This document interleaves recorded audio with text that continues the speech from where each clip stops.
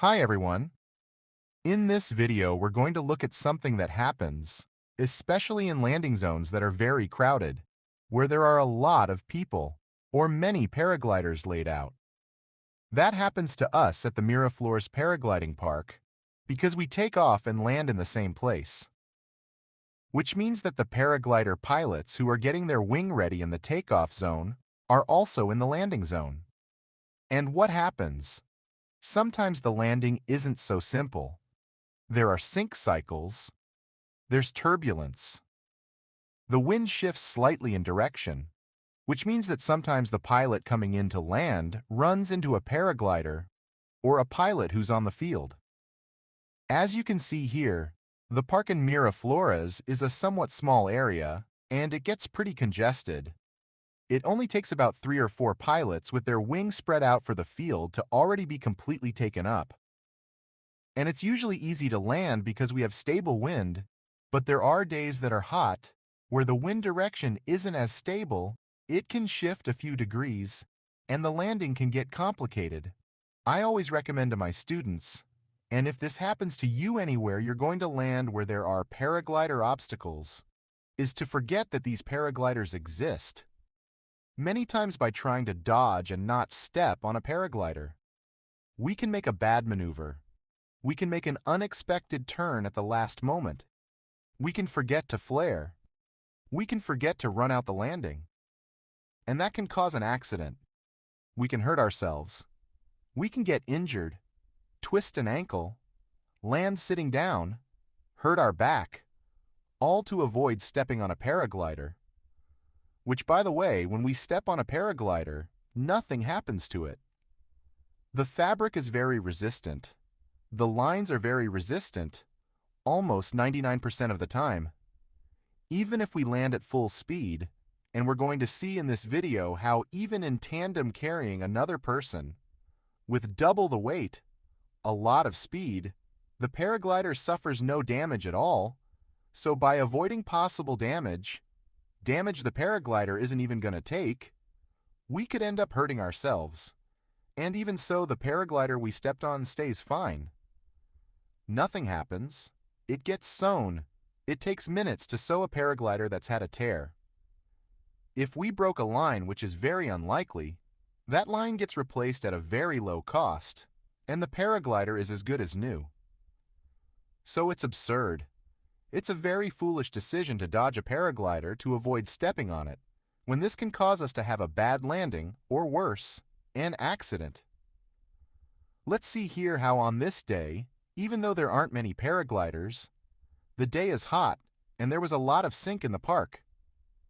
Here we see a tandem pilot with his passenger making his approach, but he picks up a lot of speed and doesn't try to dodge the paraglider, which is very good, and he runs right into it. The paraglider at first glance appears to have taken damage because it was dragged, it was stepped on, but afterward it turned out nothing happened to the paraglider. It was checked, and it was flawless. The pilot lays out his paraglider again to check if there was damage, and just a few minutes later, another paraglider comes in. It's a tandem with his passenger. He makes his approach, and again a small sync catches him. He can't avoid it, and this time it's not his own paraglider, but rather the same pilot's. The pilot who has this one going into land acted well because if he had made some turn at the last minute, he probably wouldn't have been able to avoid hitting the other pilot. But if he had landed harder, in this case, the impact was very light. Neither the passenger nor either of the pilots was hurt. But we also have to remember that being in this landing zone exposes us to having these mishaps of something falling on top of us, on our paraglider, or of getting hit by a paraglider coming into land, and at least in the local rules of the paragliding park, this is already accounted for. If you're on the landing field, on the takeoff field, right? You can't blame someone for landing on top of you. Let's say the responsible person is you. If you have your passenger, what you always have to do is quickly evacuate the passenger and take them to this area over here, which is the area where the equipment is set, the equipment is stored, or where people can be waiting, but we evacuate the passenger immediately from this danger zone, where the responsible party will always be the person standing there. In this case, it's going to be the pilot who was about to fly. That passenger wasn't going to be the pilot who was coming into land. The pilot who is coming into land has to imagine that the field is clear and has to make his best possible approach without trying to dodge obstacles. Because as I said, the fact of trying to avoid obstacles can even be worse than colliding with a paraglider pilot. Here we see how within a few minutes another pilot comes into land, but this time it's no longer the pilot who's been hit several times, but rather the last pilot who landed, and it falls right on top of his paraglider. We see here that all the pilots, since they're tandem pilots with experience, know that if they're already making their approach, and if a sink catches them, and unfortunately, if in this sink they have to hit or have to step on a paraglider, there's no problem. They have to continue their course, which doesn't happen much with students. Students, if they get nervous, they think they're going to break a paraglider. They think the owner is going to get angry with them, and instinctively they dodge the paragliders.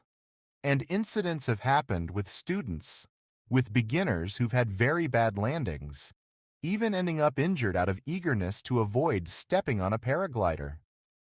So I repeat, the moral of all this is both at the Miraflores Paragliding Park and at any flying site where there are paragliders on the ground. Step on them. If you have to step on them, hit them, slide over them, drag them. Nothing happens. The paraglider is fine, but you could have an accident, a fracture, a sprained ankle from making a turn at the last moment, from breaking the wing too hard and stalling, or from not flaring to try not to hit this paraglider. If they're on the ground, it's like a carpet. Step on it. Don't worry about it. That's it for today's video. Thank you very much for watching, and give it a like if you enjoyed the video, if you found it useful, and don't forget to subscribe to my channel. See you in the next video.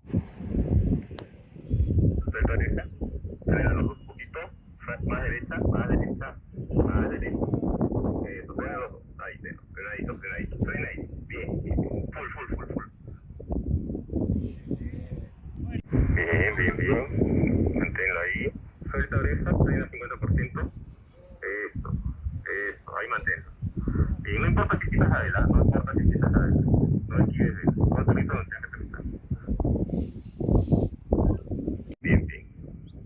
Bien.